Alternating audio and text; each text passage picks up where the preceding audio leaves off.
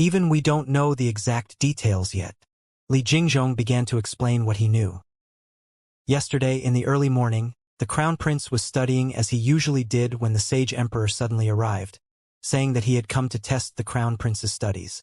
Your Highness, you know that His Highness has always been diligent in his studies, never neglecting his homework. His Majesty declared that he wished to test the Crown Prince, and he chose a text for the Crown Prince to recite. Wang Chong frowned and asked, "Did the Crown Prince fail to recite it?" "No." The Crown Prince recited the entire thing word for word. Li Jingzhong understood Wang Chong's meaning and shook his head. Everything was normal and the Sage Emperor seemed to be satisfied, but when the Crown Prince raised his head to look at the Sage Emperor suddenly grew enraged. He claimed that the Crown Prince had no regard for his sovereign and father, that he was unfilial and treasonous. Right there, he gave the Crown Prince a firm slap. This was so abrupt that everyone present was frightened out of their wits. Li Jingzhong still felt fear and alarm upon recalling the incident. The Sage Emperor was the wise sovereign of the realm, and Li Jingzhong had served in the palace for decades and had still never seen the Sage Emperor so enraged, or even heard of it.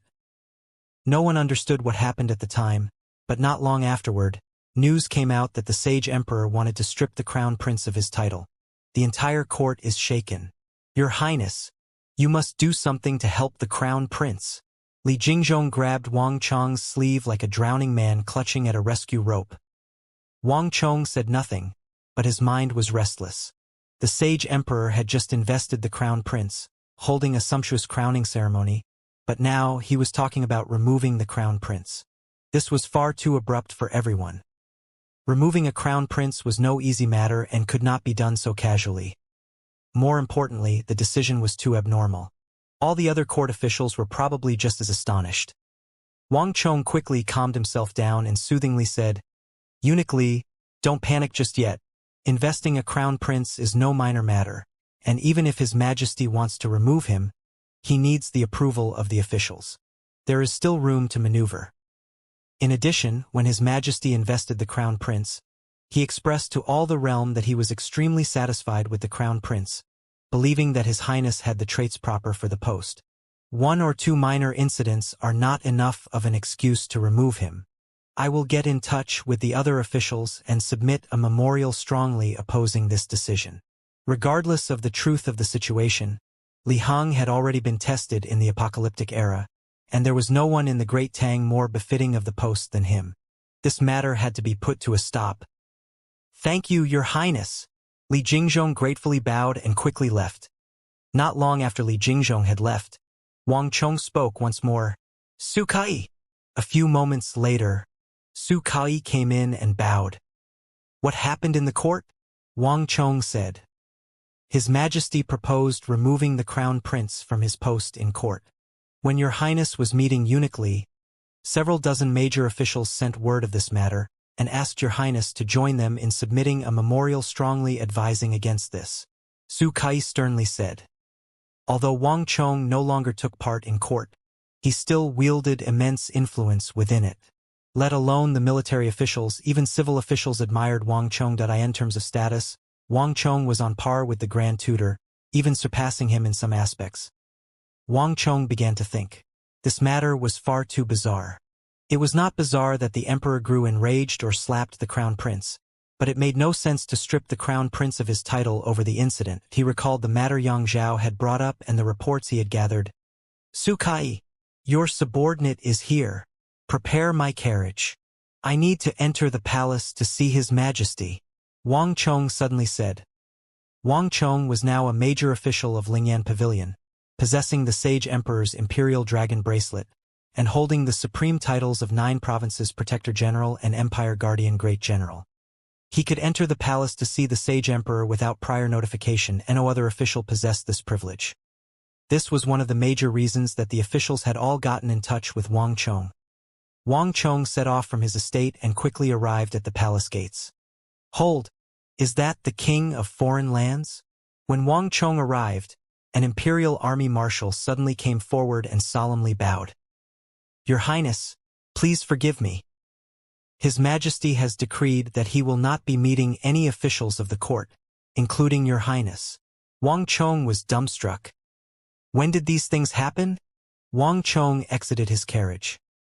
"It happened during the morning court session, but with regards to your highness, His Majesty mentioned much earlier that your highness, without a summons, is not permitted inside the palace," the imperial army marshal said with a bowed head. "What?" Wang Chong was rendered speechless. The entire city was restless over the crown prince affair. All the officials, including Wang Chong, the Grand Preceptor, and the Grand Tutor, strongly voiced their opposition. While the sage emperor did not appear, he finally issued a decree stating that he had given up on removing the crown prince, bringing the matter to a close for now. But this was more like a turning point, and the turmoil within the imperial palace was far from over. Not long after the crown prince affair, the sage emperor skipped morning court 3 days in a row. The assembled officials waited from dawn to dusk without seeing a sign of the sage emperor or even a eunuch from the palace carrying the sage emperor's decree. This set off another storm in the court. The sage emperor missing out on the court session 3 days in a row had earned him the dissatisfaction of the court, but then the sage emperor proposed spending 1 million taels of gold to construct a peace pavilion in the palace, earning him the intense opposition of the court. The imperial censors sent an endless flow of criticizing memorials into the palace. But none of this could hamper the sage emperor's enthusiasm. And after this, another incident set off an even greater wave in the court. The sage emperor summoned all the officials and ordered them to select virtuous and talented women from across the realm to be entered into the harem. Let alone the officials, even Wang Chong in his estate was stunned. "Your Highness, this is far too abnormal. Although women of talent and virtue have been summoned from across the realm to enter the harem in every dynasty, as they have in the current dynasty, it has not happened in the current reign. Not even when he was young did the sage emperor ever do such a thing. Several decades have passed, and the princes and princesses are already all so old. Opening up the harem to new candidates at this time is far too strange." Crown Prince Li Heng, King Song, who had returned from the west with Wang Chong, Minister of War Zhangqiu Jianxiong, who had returned later, Beacon General Jiang Yunrang, Lu Ting, the old butler, Assistant Minister of War Chao Qianzong, Yang Zhao, King De, King Shou, the Duke of Tan, the Duke of Guo, and several provincial governors had gathered in Wang Chong's estate. Inexplicably, Wang Chong's residence had become another center of the court. Imperial Father's personality has become too strange. Although the rules in the palace are strict and I and the other Imperial brothers have always respected Imperial Father, an incident like the one from the other day has never happened before. No matter how great the mistake, Imperial Father has never delivered the punishment himself. Crown Prince Li Heng pensively lowered his head in thought. In the rebellion of the 3 princes, even though first Prince Li Ying had committed the crime of treason, the enraged sage emperor had only ordered him to be jailed and did not strike him. Yet in the Eastern Palace incident, Li Heng had recited the passage correctly while being the most diligent of the princes, but all he received from the sage emperor was a vicious slap, almost losing his position along with it. This was simply absurd. In addition, for some reason, I felt something strange from Imperial Father recently. Li Heng hesitated. "External officials are not to enter the harem without a summons," Assistant Minister of Personnel Zhang Jian said. "We cannot enter the harem, so we cannot know the exact details. However, it has now been 7 days since His Majesty attended the morning court session, and he has not summoned any of the officials. Matters of state are of utmost importance, concerning the lives of all the people of the realm. It is said that the country cannot be without the sovereign for even a day, and there is no precedent in this dynasty for the sovereign to not attend court for 7 days. If His Majesty does not attend court soon, the people will begin to panic and wildly speculate. If the sage emperor were unwell and ordered the prime minister to lead the court would not be in as much chaos. But not only was the sage emperor not attending court, he had not ordered anyone to preside over it in his place. Without a decree, not even the prime minister dared to overstep his bounds. That's right. The country cannot be without a sovereign for a single day. Memorials are piling up like small mountains, all of them waiting for the sage emperor's judgment.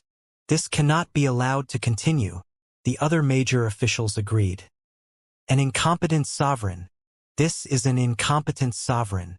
We've already learned that in the last 7 days, His Majesty has spent all of his time in the palace with nothing important delaying him. Instead, he's summoned the palace ladies of the harem and is indulging himself in pleasure. This is preposterous. Compared to the crown prince and the assistant minister of personnel, the imperial censors were incensed, their faces brimming with rage. Since ancient times, the imperial censors had the duty of keeping the sovereign and the other officials in check, and in Taizong's time, it was made official policy that imperial censors were absolved of their crimes.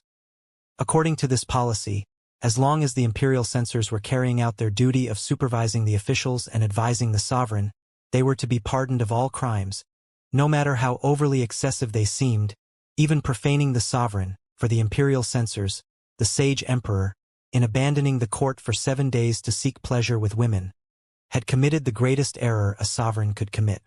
More importantly, the imperial censors had submitted several hundred memorials, but the sage emperor had sent them all back. When the imperial censors tried to get in and see the emperor, the imperial army blocked them. All of the imperial censors were furious.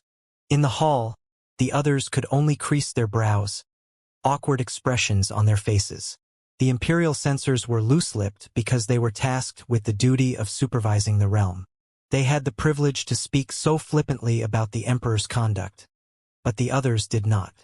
Moreover, the sage emperor was an energetic ruler whose civil and military accomplishments made him stand out amongst other rulers. It was a bit too much for the imperial censors to call him an incapable ruler. King Song stood up and spoke comforting words. Everyone, quite a few incidents have happened recently, but His Majesty is still the great Tang's son of heaven. Whether it's the selection of talents or the construction of the Peace Pavilion, these are all within His Majesty's authority, and the great Tang has the finances to bear the burden of constructing the pavilion. As for not attending the court, I am confident that this is only a momentary thing. After all, His Majesty is the reigning sovereign. We simply need to wait, and the court will naturally begin to operate normally again. The imperial censors had fierce personalities, but in front of so many other officials, they still needed to keep some dignity for the emperor. Moreover, the others could not mimic the imperial censors and also speak of incapable rulers.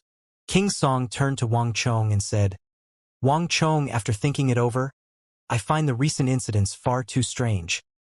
His Majesty has never been one to delight himself with women, so why would he suddenly want a large-scale selection of women to enter the harem?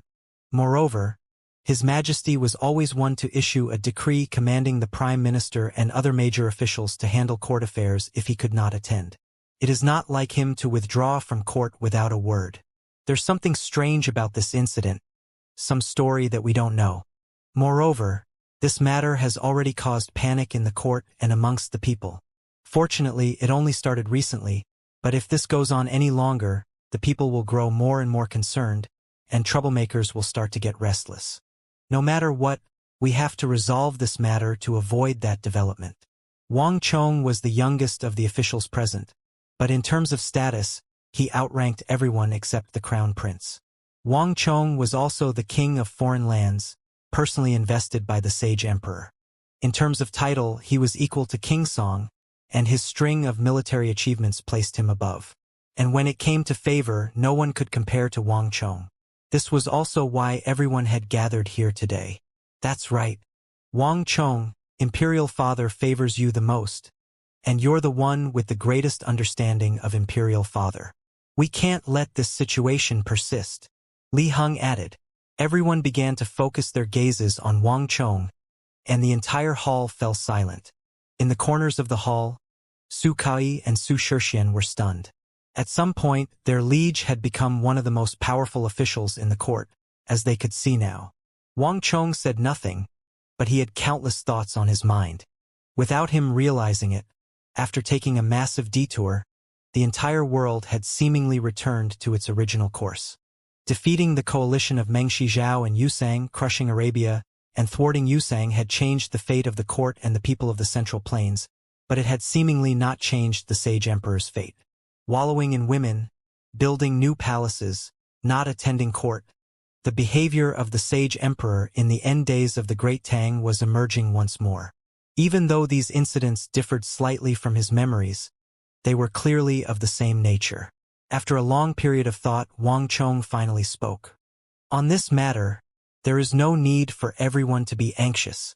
The Sage Emperor's absence from court is only a momentary matter. It won't be long before the Sage Emperor attends court again. There is no need for everyone to worry. Wang Chong spoke with an infectious confidence. Everyone was greatly surprised to hear this. "Your Highness, is what you say true?" The other officials blurted out. Foremost of their worries was the fact that the Sage Emperor was not attending court. As subjects, if they could not see the sovereign, their avenues of communication were essentially blocked, and even those with the most extraordinary of abilities could not display them. And the imperial censors could do nothing if they could not even submit their memorials of criticism.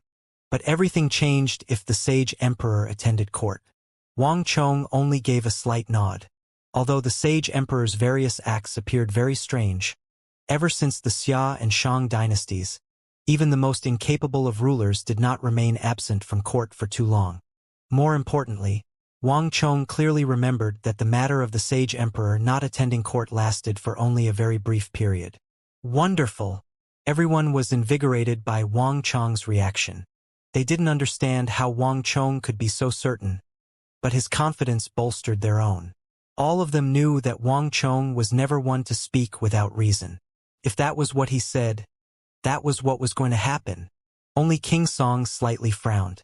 The group discussed several other matters of court before quickly dispersing. "Wang Chong, are you really certain that His Majesty will appear soon?" King Song intentionally lingered behind so that he could ask this question. Li Heng had also stayed behind, and he also turned to look. He was also curious to know the answer. Even though Li Heng resided in the palace, he found it very hard to see the Sage Emperor after that incident. Not even he was sure that the Sage Emperor would appear in court soon. It's a long explanation, but if all goes as expected, His Majesty should appear in court in a few days.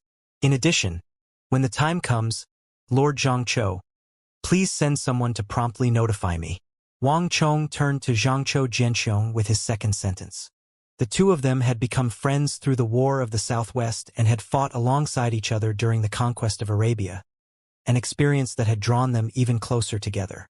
Zhangqiu Jianxiong nodded. He was also at a loss for what to do. Meanwhile, Wang Chong served as everyone's hope and had clearly become one of the empire's linchpins. Wang Chong paused before turning to the Crown Prince. "In addition, Your Highness, can you get in touch with Eunuch Gao? There are some things I need to personally ask him." The Sage Emperor's recent actions were far too abnormal, and as an outsider, he could only wildly speculate. But if there was anyone in the empire who knew the truth and could give an explanation, it was Eunuch Gao. As the Sage Emperor's most faithful and senior official, Eunuch Gao had followed the Sage Emperor since he was a teenager. He was the most loyal official in the Great Tang, and Wang Chong was confident that he would be even more worried about the Sage Emperor's condition than himself. "Buzz!" Li Heng instantly shuddered, his face grimacing. "What happened? Did something happen to Eunuch Gao?" Wang Chong saw his expression and felt his heart thump. In truth, I also wanted to ask Eunuch Gao what was going on, but I couldn't find him." Crown Prince Li Heng bitterly smiled. "What?" Wang Chong paled. Eunuch Gao was the eunuch director of the inner court, responsible for all the eunuchs and palace maids of that part of the palace. Moreover, Eunuch Gao was incredibly loyal to the Sage Emperor and never left his side. How could he not be found? The hall grew still. While Zhangqiu Jianxiong was just as shocked as Wang Chong, King Song and Li Heng were unperturbed. It was clear that King Song had known about this as well. After the Eastern Palace incident, I actually already began to search for Eunuch Gao. This was because I discovered that during the incident, the eunuch at Imperial Father's side was one I had never seen before, not Eunuch Gao. You understand that the Eastern Palace is no ordinary place, and Imperial Father would never bring anyone else except Eunuch Gao. At the time, I thought that Imperial Father had sent Gao Lisher on another mission, but I realized later that something was wrong. Eunuch Gao had not left the palace. But he was also not at the Sage Emperor's side, and I could not find any trace of him in the rest of the palace. Li Heng worriedly frowned. But my greatest concern was that when I was searching for eunuch Gao, I discovered that everyone around Imperial Father had been switched out. I never imagined a situation like this, nor do I dare to recklessly speculate. The mood became oppressive, and even Zhangqiu Jianxiong turned grim. He suddenly understood why Li Heng had come out of the palace for this meeting, and also why he had lingered behind. It seemed that Wang Chong had also realized something and had waited until the end of the meeting to ask this question. Eunuch Gao was gone, and everyone around the Sage Emperor had been switched out. This was no small matter, and if it got out, it was certain to send shockwaves through the court. The hall was quiet, the mood strange. If this had happened before the rebellion of the three princes, they would have immediately believed that the first prince was plotting a coup. But the rebellion was over, and Li Heng would never harbor treasonous aspirations. But this left them even more confused. "Your Highness!" Wang Chong turned to King Song. King Song had known the Sage Emperor the longest, and if something had happened in the palace, King Song would probably be the first to know. Given their relationship, Wang Chong truly wanted to hear King Song's opinion. King Song understood Wang Chong's meaning, and after a few moments of silence, he gave his opinion. Eunuch Gao should be safe for now. The Sage Emperor had only grown abnormal recently, and Eunuch Gao possessed extraordinary strength. If something had really happened in the palace, there would have undoubtedly been a great commotion. The selection of talented women and the building of a new palace will not have too great an influence on the country at large. From this, I determined that Eunuch Gao should be safe. Wang Chong and Zhangqiu Jianxiong could only frown. If Gao Lishir was safe but also not at the Sage Emperor's side, this was even stranger and more confusing than if something had happened to him. King Song turned to Wang Chong and said, "Anything involving the Sage Emperor and Eunuch Gao is no minor matter. This was why I had the Crown Prince seal off this news. It is best if as few people know about it as possible. Regardless of the truth, once the Sage Emperor attends court, everything will become apparent." Li Heng and the others quickly departed, leaving Wang Chong alone with his thoughts. "Su Kai, get in touch with Bian Lingcheng and have him find Eunuch Gao's location as soon as possible." Everyone knew about Wang Chong's connection to the Eastern Palace, and after the rebellion, almost the entire court knew that Wang Chong and Yang Zhao were sworn brothers. But not many people had realized his connection to Bian Lingcheng, general of the palace gates. Eunuch Gao, Li Jingzhong, Bian Lingcheng, and the socializer Yang Zhao were his 4 information sources in the palace, and all of them possessed large amounts of authority. There was no piece of information in the palace that could escape the notice of all 4 of them at once. If Eunuch Gao had gone missing and none of the other 3 could find out where he was, then it was probably impossible to find Eunuch Gao. "Yes." Su Kai quickly turned and left. Several days went by in the blink of an eye, and the news that the Sage Emperor was returning to court came much faster than anyone had expected. Before Bian Lingcheng had found Eunuch Gao, Wang Chong received word that the morning court session was being called. "Prepare my court robes." Upon receiving the news early in the morning, Wang Chong immediately prepared to attend. While Wang Chong had already withdrawn from the court, his list of illustrious titles and the Imperial Dragon Bracelet endowed him with the right to attend court whenever he desired. Putting on his robe embroidered with clouds and golden threads, and donning his golden crown, he boarded his bronze carriage and headed for the palace. When Wang Chong arrived at Taiha Palace, the place was already packed with ministers. The news that the emperor was attending the court session had sent great waves through courtly society, and almost all the officials had come, even those old officials who had retired to their homes. The major officials were carrying out whispered conversations with each other while the imperial censors were rubbing their palms. They had been waiting ages for this day. Wang Chong stood next to King Song with just as much anticipation. As King Song had said, when the Sage Emperor appeared, everything would become apparent. The Sage Emperor has arrived. A whip cracked, and everyone turned to see palace maids, eunuchs, and guards file out from a side palace. Behind them was that familiar and revered figure adorned in dragon robes. The entire hall fell silent as an invisible energy swept over the area. Even after all the recent incidents, the Sage Emperor was still the true dragon, son of heaven, possessing a supreme status in everyone's hearts. While everyone was focused on the Sage Emperor, Wang Chong spotted a figure in the back and trembled. Eunuch Gao! Wang Chong softly called out, his eyes twitching. Several days ago, Wang Chong, King Song, and Li Heng had been wondering where Eunuch Gao had gone and talking about how to find him, with Wang Chong even getting in touch with Bian Lingcheng. They had all believed that they would need some time until they could find him. Wang Chong had never imagined that the missing Eunuch Gao would reappear in this fashion. Wang Chong glanced at King Song and saw that King Song's eyes were wide open in shock. Eunuch Gao was wearing his silken robe as he followed behind the Sage Emperor, his expression as it usually was. But upon closer inspection, Wang Chong realized that Eunuch Gao had lost his ruddy complexion. His face was slightly pale and he had also lost weight. Those smiling eyes of his had become murky and dispirited. Wang Chong's brow creased, a dark cloud of worry flitting across his face. May the Emperor live 10,000 years. The officials bowed as they resoundingly cried out, bringing Wang Chong back to his senses. A eunuch waved a horsetail whisk and stepped forward. Honored officials, if there are any concerns, please present a memorial. Otherwise, you may withdraw. This was not Eunuch Gao, but a eunuch in his 30s that Wang Chong had no impression of. Your Majesty, this subject has a memorial. For dynasty after dynasty, the sovereign has always attended court to handle government affairs. This is the duty of a sovereign. Your Majesty has not attended court for more than 7 days in a row and has issued no decree.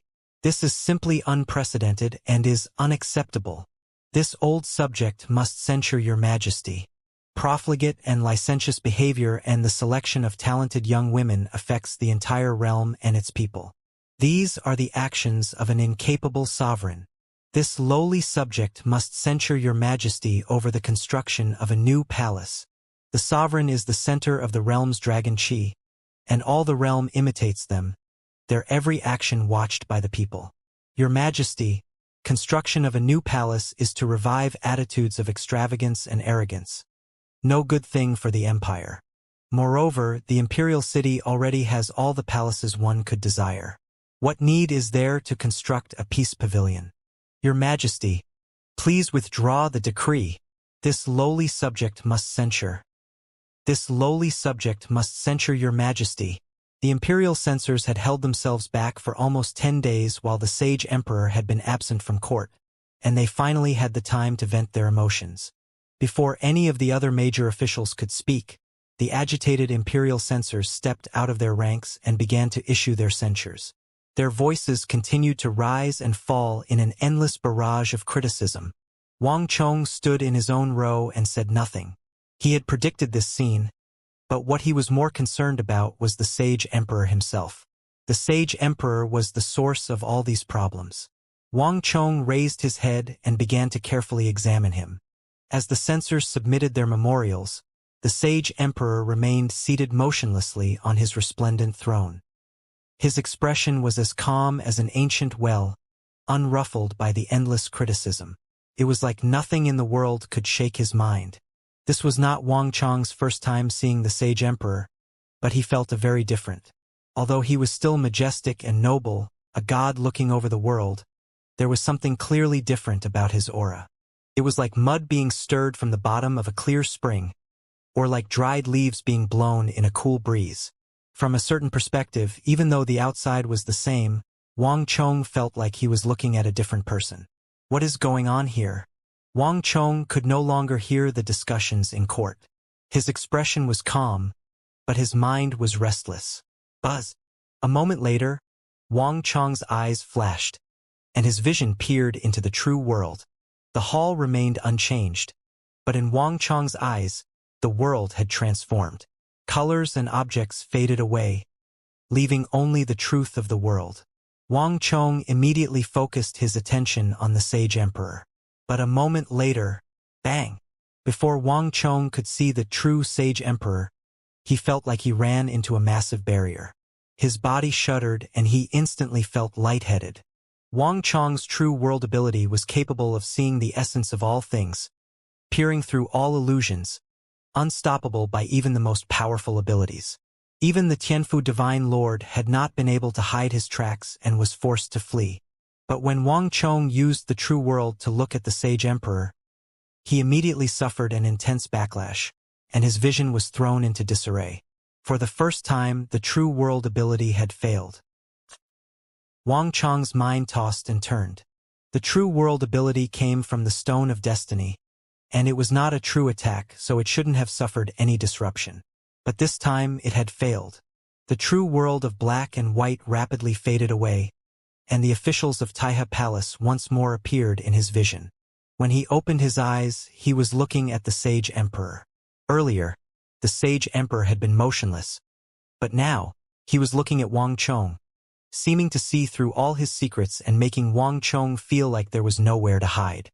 "Your Majesty, this lowly subject implores your Majesty to take back the decree," a forceful and resounding voice said. Imperial Censor Deng Chong gripped his ceremonial tablet and kneeled on the floor. Everyone's attention was drawn to the Imperial Censor, and the Sage Emperor took one last, profound glance at Wang Chong before turning his gaze as well. "We understand." The Sage Emperor's majestic voice echoed through the palace. "With regards to the Peace Pavilion, the construction will proceed, but all expenses will be drawn from the Inner Court's treasury. As for government affairs, they are to be decided through the joint rule of the Prime Minister, Grand Preceptor, and Grand Tutor. Military affairs are to be decided jointly by the King of Foreign Lands, King Song, and Minister of War Zhangqiu Jianxiong. The selection of talented women will be set aside for now to be discussed at a later date." With these words, the Sage Emperor stood up and left. "Your Majesty! Your Majesty! Your Majesty!" Everyone was left wide-eyed and slack-jawed. No one had expected the Sage Emperor to be so straightforward, dismissing the court without even agreeing to a single one of the objections. And after making his decision, he immediately left, giving the officials no time to argue their case. No one had predicted how this court session would turn out. A few moments later, the Sage Emperor had withdrawn into the side hall. "This is absurd." The beards of the imperial censors trembled in rage. Despite their many exhortations, they had not been able to realize a single one of their desires, and their criticisms had achieved no effect. Wang Chong and King Song both frowned. The two of them exchanged a swift glance and nodded. If they couldn't get an answer from today's court session, they might need to force their way in. This was something that had been decided during the previous meeting. Wang Chong had an Imperial Dragon bracelet, which was essentially a ticket of pardon. As Wang Chong could not enter the Imperial Palace through normal means, he would have to leave through Taihe Palace. The sovereign was key to the function of the country, so an answer was needed for this problem. Clap. Just when Wang Chong had made up his mind and was preparing to charge into the rear hall, footsteps came from above. Everyone watched in shock as a eunuch wielding a horsetail whisk walked out. He looked around and quickly spotted Wang Chong. "King of Foreign Lands, His Majesty has decreed for you to follow me." The voice was neither too loud nor too soft, but it instantly silenced the entire hall. Everyone turned to Wang Chong in shock. The court session was over, so no one had expected the Sage Emperor to summon the King of Foreign Lands for an audience in the rear hall at this time. King Song was also flabbergasted. Yes, despite his surprise, Wang Chong immediately strode forward, following that eunuch into the rear hall. Bang! Once Wang Chong was gone, the officials in Taihe Palace finally realized what was going on and exploded into an uproar. "We can only depend on the King of Foreign Lands now." The rear hall was gloomy, only illuminated by the fist-sized luminescent pearl embedded in the ceiling. As Wang Chong entered, he discovered a lofty figure standing with its back toward him.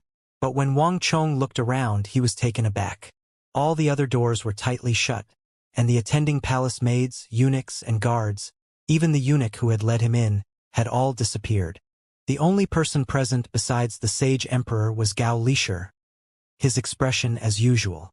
It was just the three of them in this hall. An eerie stillness reigned. The lowly subjects pays respects to His Majesty. Though he was surprised, Wang Chong quickly bowed to the Sage Emperor. Rise.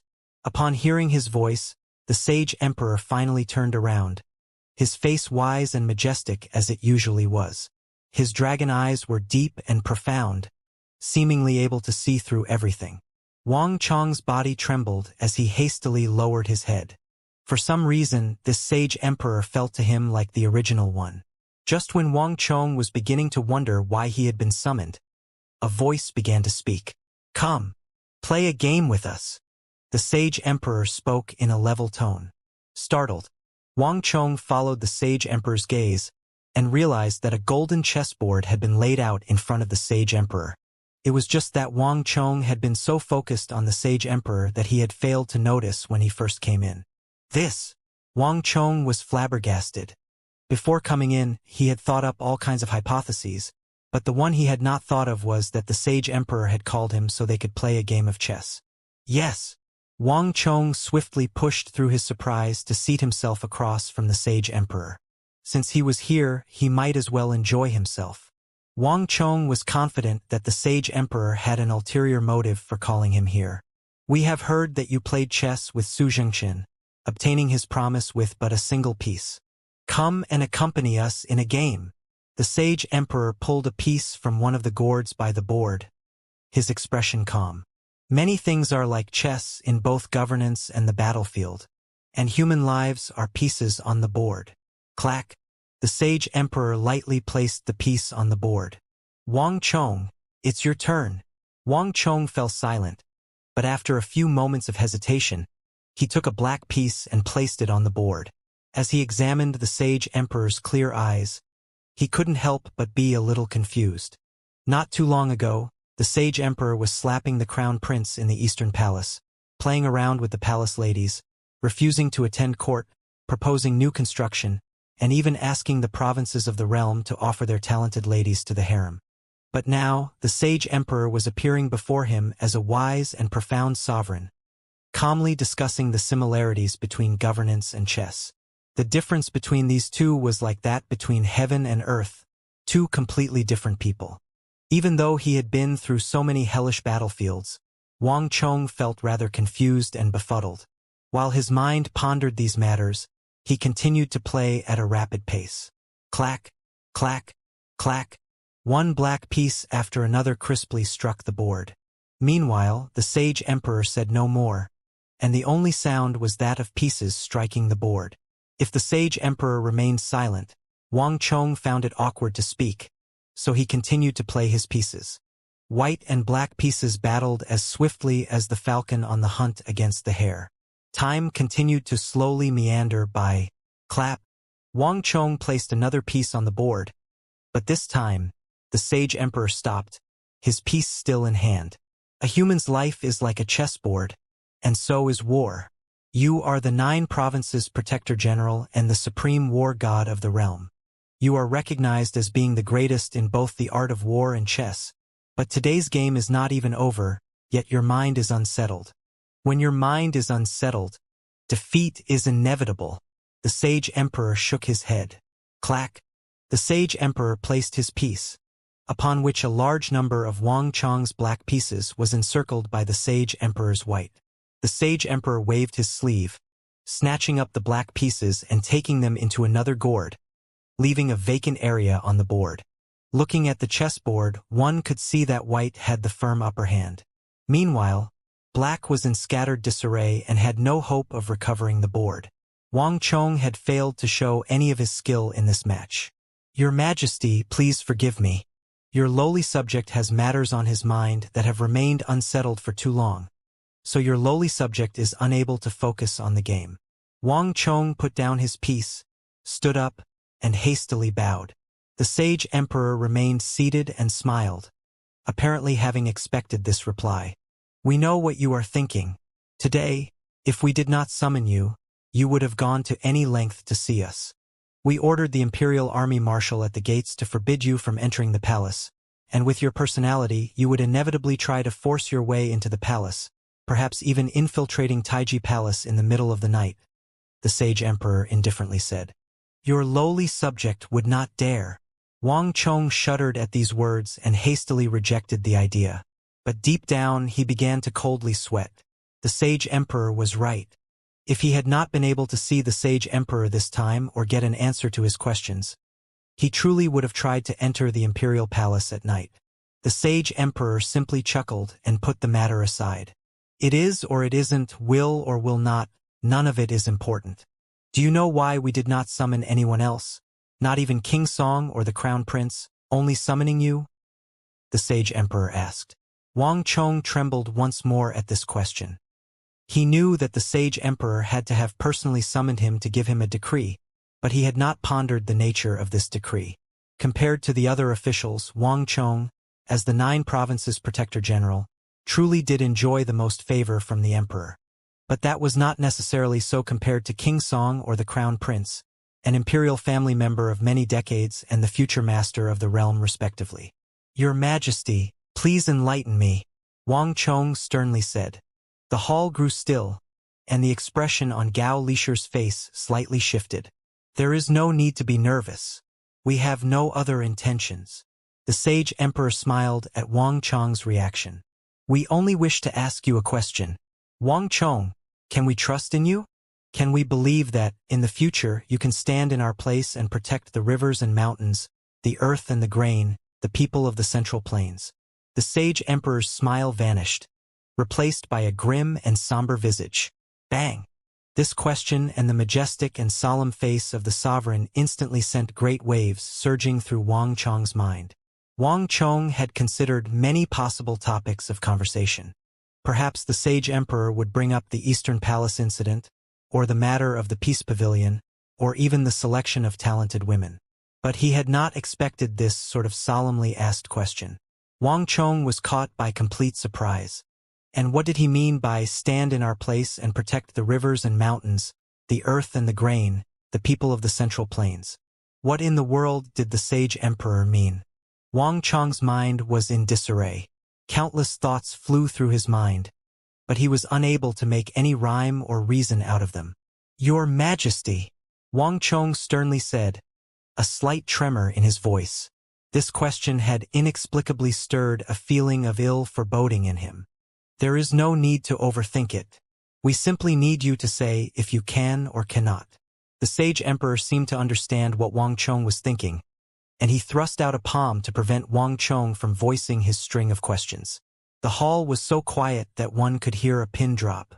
The Sage Emperor stared at Wang Chong, his eyes brighter than the stars, seeming to stare straight into Wang Chong's heart. Wang Chong said nothing, but his mind was buzzing. He truly had too many questions on his mind, but in the end, when he saw the Sage Emperor's expectant gaze, all of his questions, everything he wanted to say, coalesced into a single sentence. No matter what the time or situation, as long as your subject still breathes, he will do everything he can to protect the Central Plains and all its people, Wang Chong firmly declared. His words carried so much weight that it felt like they audibly thumped against the ground. The floor itself seemed to tremble in resonance with Wang Chong's voice, and a silence reigned throughout the hall.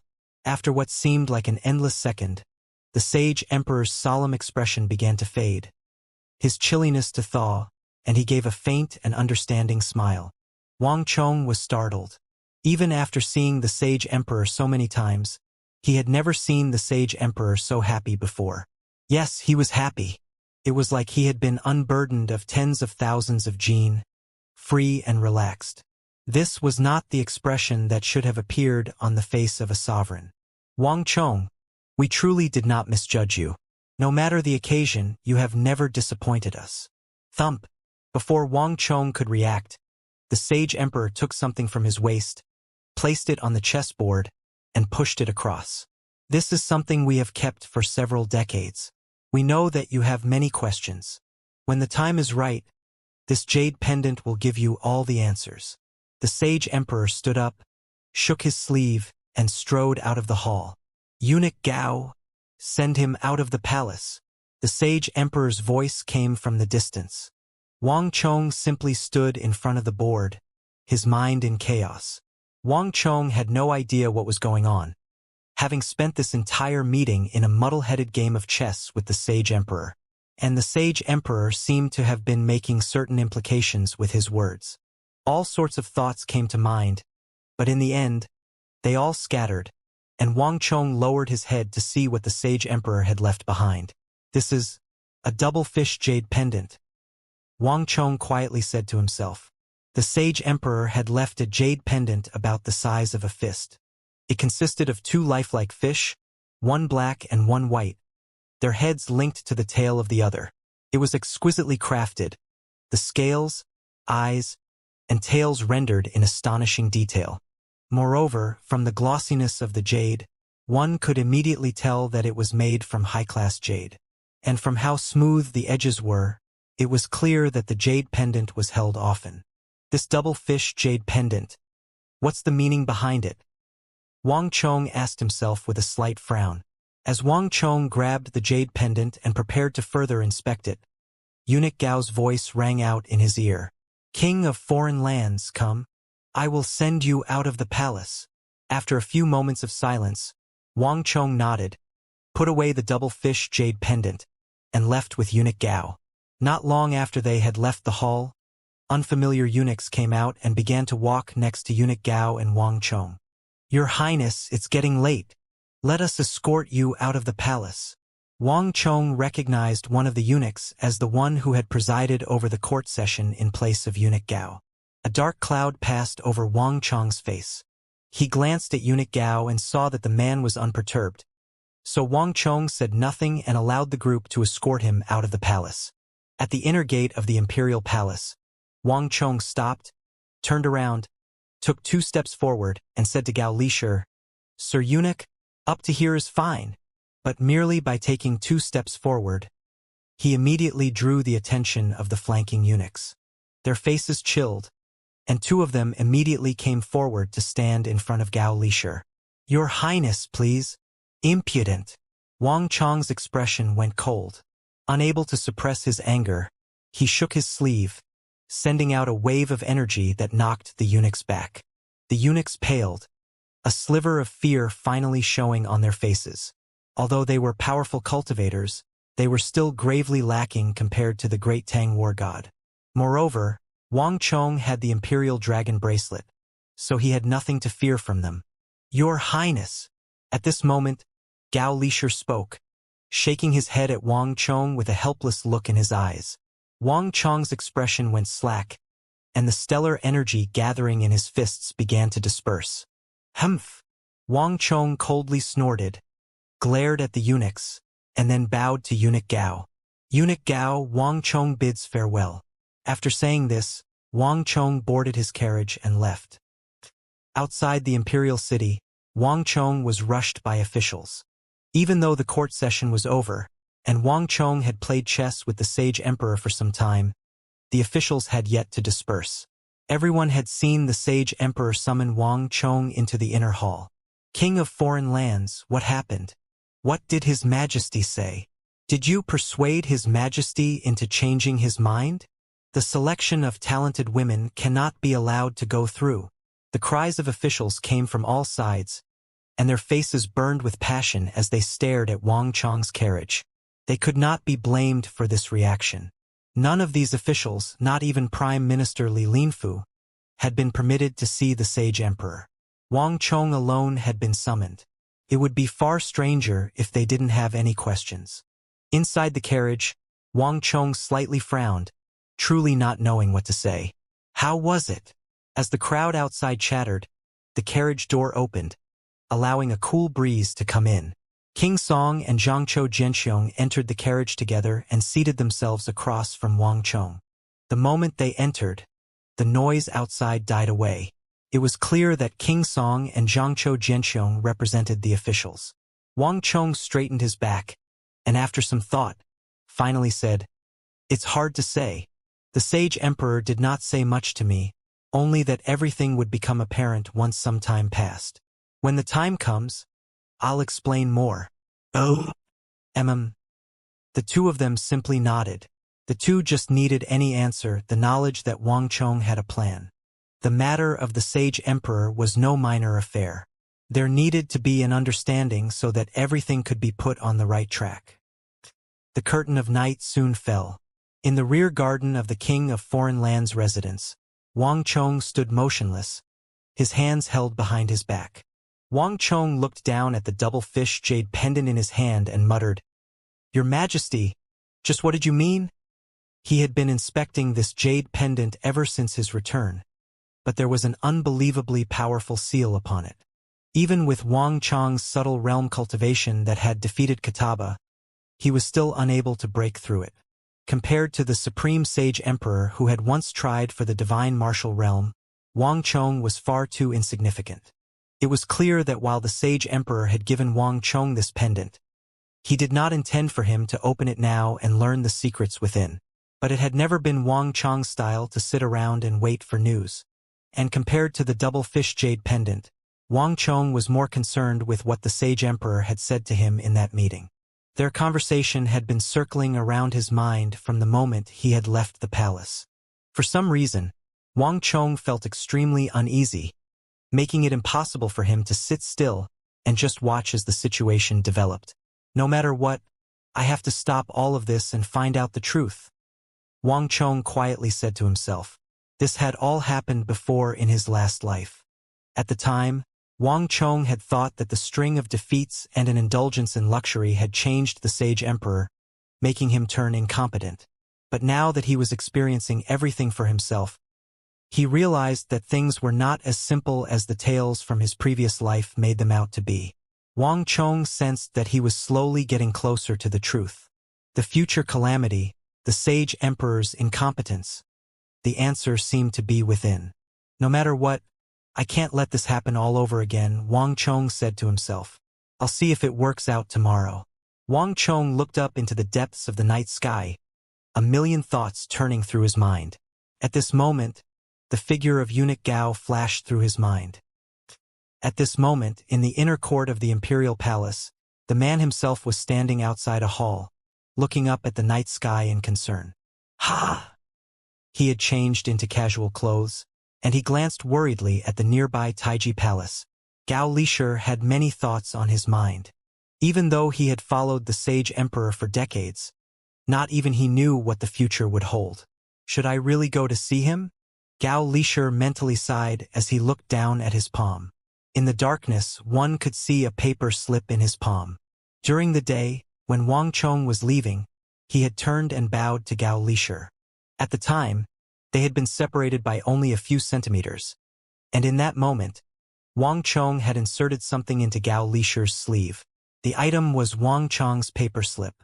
Wang Chong had been so furtive that even though the other eunuchs had been near them the entire time, they failed to spot it. Gao Lishir had been holding this paper slip for a very long time, but he had hesitated to make a decision. Ha! With a long sigh, Gao Lishir shook his wrist, obliterating the paper slip, letting its crumbs flow through the space between his fingers. After a long while, Gao Lishir finally spoke into the darkness. Little Li, go to the King of Foreign Lands' residence for me. Some time later, in the King of Foreign Lands' residence, Wang Chong received eunuch Gao's reply and smiled. 17 li outside the capital, at Spring Rain Lake, the mountain water pavilion, the vast surface of the lake was as smooth and clear as a mirror. Green lotus leaves studded the surface like stars, and the red flowers blooming from them and swaying in the wind were like elegant palace ladies. As the gentle winds blew, the green lotuses bobbed on the surface, the red flowers dancing with them. In the center of the lake, an ancient, gilded pavilion proudly stood. The pavilion was connected to the shore by means of a long corridor that appeared like a dragon from a distance. This was a famous scenic spot outside the capital. In another few months, during Buddha's birthday, this place would be packed with tourists. Countless tourists in the capital would take lotus lanterns and release them upstream, and these lanterns would eventually float down to Spring Rain Lake. The sight of those tens of thousands of lanterns floating down to this lake was truly grandiose. But as this season had yet to arrive, Spring Rain Lake was almost deserted. Yet at this moment, the pavilion at the center of the lake was welcoming its two most important guests. An ancient table carried a jar of yellow wine, 2 teacups, and several small dishes. Wang Chong sat on one side of the table and smiled across at eunuch Gao. Gao Lishir was the eunuch director of the inner court and the Sage Emperor's trusted aide. He could enjoy all the most rare and exotic foods in the world. So Wang Chong should have laid out for him a banquet of rare delicacies. But Wang Chong knew that eunuch Gao enjoyed the yellow rice wine and appetizers enjoyed by ordinary people. When people of high status like eunuch Gao were alone, they would often yearn for the life of an ordinary person. As for Spring Rain Lake, when eunuch Gao found himself with some rare free time, he liked to visit this place. Surprisingly, Gao Lishir was a Buddhist, and each year, on the day of Buddha's birthday, he would leave the palace to preside over the lighting of the candles that took place here. It's been oppressively tense in the imperial palace as of late. The mountain water pavilion at Spring Rain Lake truly relaxes the mind. Gao Lishir closed his eyes, taking in the aroma of the lotuses and allowing the breeze to caress his face. Then Sir Eunuch should take a longer stroll around, Wang Chong said. Gao Lishir smiled and put this topic aside. He quickly turned to the jar of yellow wine on the table. King of foreign lands, thank you for your consideration. Gao Lishir smirked, and Wang Chong merely smiled in reply. An influential figure like Gao Lishir would receive many gifts from high officials and nobles, all of them hoping that he would put in a good word with the sage emperor so that they could get a high position. Even if they couldn't, getting acquainted with someone as influential as Gao Lishir was certain to have benefits in the future. Gao Lishir was called the Maitreya Buddha of the Great Tang, and he never refused these gifts. But afterward, he would put them on a shelf and forget about them or turn them over to the Imperial Household Department. As time passed and the officials learned what became of their gifts, they understood that Gao Lishir was an upright and incorruptible figure, so they stopped sending him gifts. Very few people knew that Gao Lishir wasn't someone who disliked gifts. It was just that those people had not given Gao Lishir any gifts he liked. Whoosh!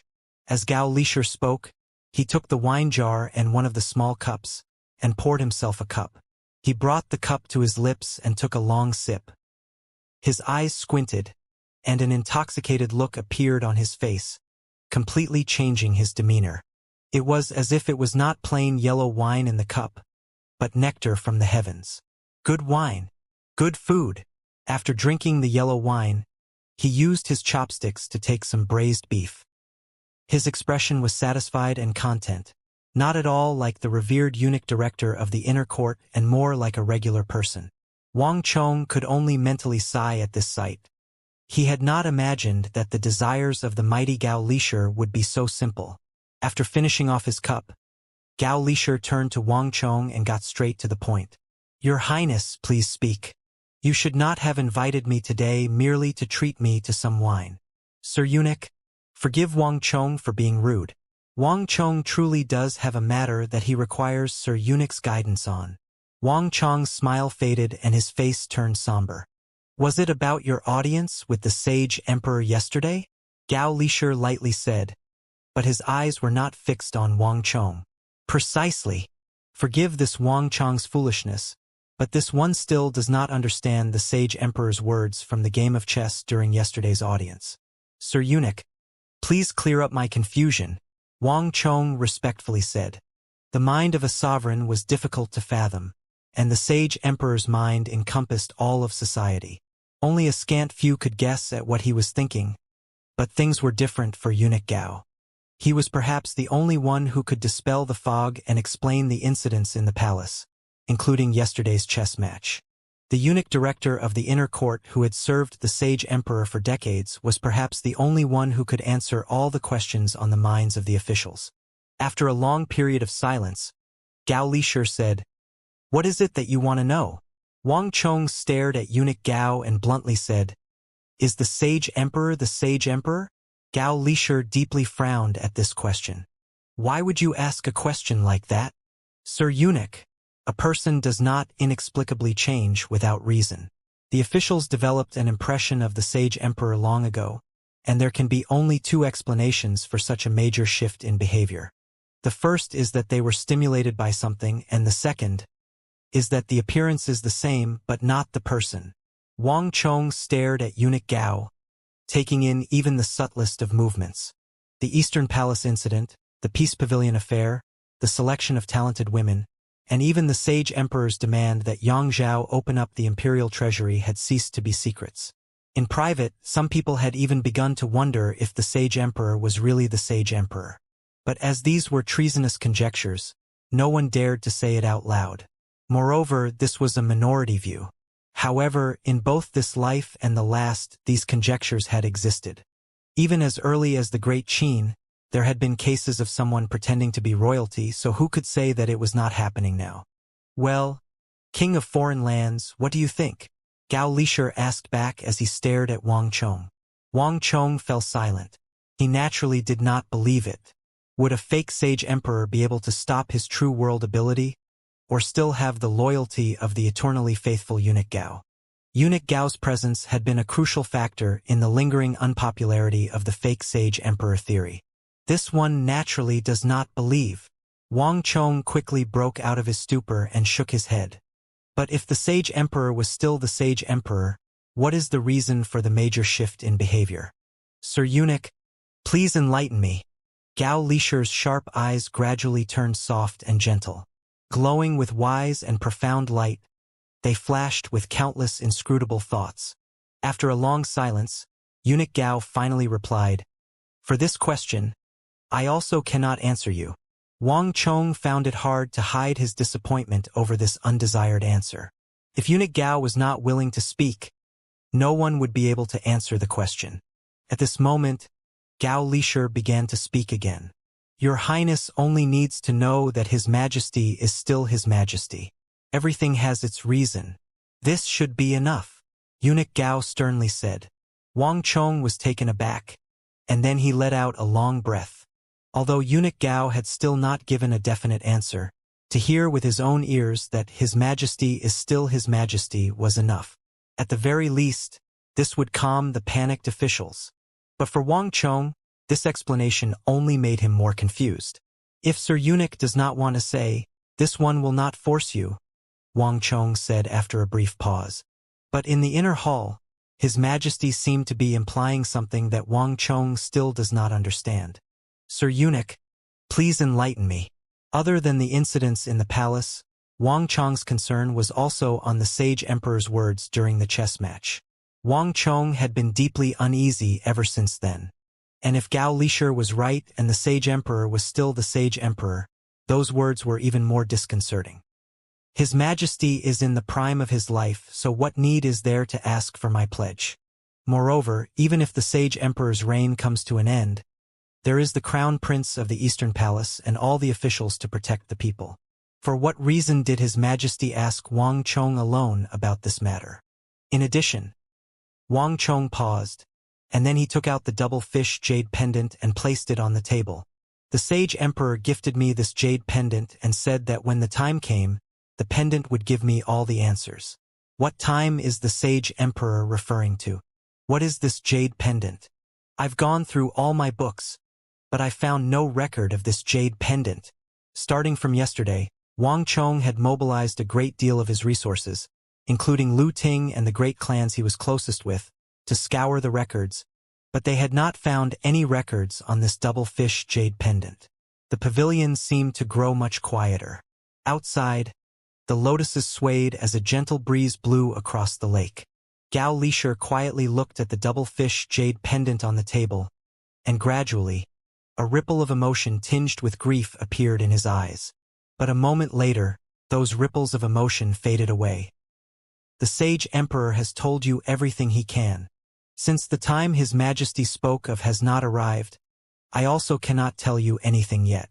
This would be defying His Majesty's will." Gao Lisher's rejection was much more straightforward this time. A subject could not defy the sovereign. The Sage Emperor had been explicit in the rear hall, so he could not reveal the Sage Emperor's secrets before the appointed time. If Wang Chong really thought he would so easily answer the question, then he had truly been suffering from a case of wishful thinking. Wang Chong's heart sank and his brow creased. All of the court and the Great Tang were worried about those incidents in the palace, and Wang Chong had the additional worry of the meeting in the rear hall. Wang Chong had believed that since Eunuch Gao had agreed to come out of the palace to meet with him, he would at least answer a few questions, but to his surprise, Eunuch Gao completely avoided discussion on both topics. This was extremely different from what Wang Chong had anticipated. Wang Chong was deeply disappointed, and he was still somewhat unwilling to let things be. Sir Eunuch, Wang Chong is not being overly concerned. If this were Wang Chong's private concern, Wang Chong would completely understand if Sir Eunuch refused to answer, but everyone in the palace is beginning to panic, and His Majesty's brief appearance in yesterday's court session not only failed to resolve the problem, his rejection of all the memorials only made the officials uneasier. A country cannot be without a sovereign for a single day. The sovereign is the treasure of the country, and if he is not stable, the entire country is restless. Will Sir Eunuch simply sit on the sidelines and allow the situation to worsen? Moreover, since yesterday's meeting, Wang Chong has felt an intense unease. I do not believe that Sir Eunuch does not have the same feeling. If that were really the case, would Sir Eunuch have still come to today's meeting? Wang Chong hastily said. Eunuch Gao was unmoved by his first few sentences, but upon hearing the last few lines of Wang Chong's entreaty, he finally showed a hint of emotion. Wang Chong was right. If his mind was really set on saying nothing, why did he even come to this meeting? It was exactly because he was uneasy that he had decided after long thought to come here, in the hopes that he could change something. Ha! Gao Lishir sighed and shot Wang Chong a complicated glance. Wang Chong, I understand your mindset, but there are some things that I simply cannot talk about. I can only say that His Majesty is a benevolent and righteous sovereign. No matter the time, you must always believe in and trust His Majesty. No matter what he does, he must have a reason. There are some things that cannot be avoided. I know what you are worried about, but all I can tell you is that things are far from over. In the future, we will see many more things that we are unwilling to see, and the cause behind them is not necessarily the sage emperor. Gao Lishir's last sentence carried heavy implications, and Wang Chong trembled in shock and stared. Enough. It's about time for me to leave. Gao Lishir sighed, but he gave no more time for Wang Chong to ask any more questions. He finished off the wine in his cup and looked to the sky. A large bird was flying from the direction of the capital toward him. Gao Lishir reached out to receive the bird. After looking over the letter it had delivered, he flicked his finger, obliterating the paper. Your Highness, thank you for the invitation. After saying this, Gao Lishir stood up and left, leaving Wang Chong alone in the pavilion with his thoughts. Spring Rain Lake was quiet, but Wang Chong's mind was in disarray. He thought that he could get some answers from Gao Lishir in this meeting, but in the end, rather than answering any questions, he had only added to the pile. In the future, we will see many more things that we are unwilling to see. Wang Chong muttered Gao Lishir's parting words. What does that mean? Is he implying something there? And what did he mean by believing in His Majesty? What was Gao Lishir trying to signal or tell me? What is he hiding? Wang Chong felt like he was surrounded by fog so thick that it was impossible to see the road ahead as he looked around at the empty pavilion. His eyes gradually became tinged with confusion. Whoosh! After some time, while Wang Chong was still lost in thought, the sloshing of waves as a boat cut through the water shook him from his daze. Turning his head, he saw an elegant figure wearing a bamboo hat with a white veil rowing a small boat up to Mountain Water Pavilion, amidst the scattered lotus flowers and leaves. She appeared like a woman who had come to pick lotuses in this season. It wasn't rare to see this sort of woman at Spring Rain Lake. But when Wang Chong saw the white-veiled woman, his eyes brightened and his lips curled into a smile. Chi-Chin! Wang Chong called out, quickly standing up and walking to the edge of the pavilion, grabbing hold of the young woman's arm and lightly pulling her onto the pavilion. What? Has our liege encountered some difficulty and needs the service of a young maiden? Soft laughter came from under the veil, and an arm that was like a fine lotus root plucked off the bamboo hat to reveal the young and gorgeous face of the Queen of Logistics, Su Chi-Chin. You heard it all? Wang Chong whispered as he pulled Su Chi-Chin to a seat. Of course! Su Chi-Chin smiled as she proudly raised her head. Although my cultivation is worse than yours, I'm still at the imperial martial realm. To hear a conversation between two people on the small Spring Rain Lake is no problem at all. Moreover, didn't that eunuch Gao not mind my presence? Su Chi-Chin fluttered her eyelashes mischievously. When Wang Chong arranged to meet eunuch Gao here, the lake's surroundings were placed under heavy guard. But Su Qichin was fine, as she had dressed herself as a lotus-picking girl and drifted about the lake. She had heard every word of their conversation. "Heh, you were certain that eunuch Gao wouldn't mind your presence." Wang Chong shook his head and smiled. Su Qichin craftily smiled, a hint of smugness on her face. Gao Lishur was at least a peak Saint Martial realm cultivator, perhaps half-step subtle realm or even higher. This level of expert could sense a ripple of water or a resting fly within a distance of several thousand meters. Not even an insect crawling underground could escape their notice. Su Qichin on her little boat with her bamboo hat naturally couldn't hide from his senses. As no effort had been taken to isolate the pair, Gao Lishur had clearly not minded Su Qichin listening in. "Did you notice anything?" Su Qichin was the smartest woman in his circle. This meeting with Gao Lishur was extremely important, and as he had run into Su Qichin, Wang Chong had decided to invite her as a consultant.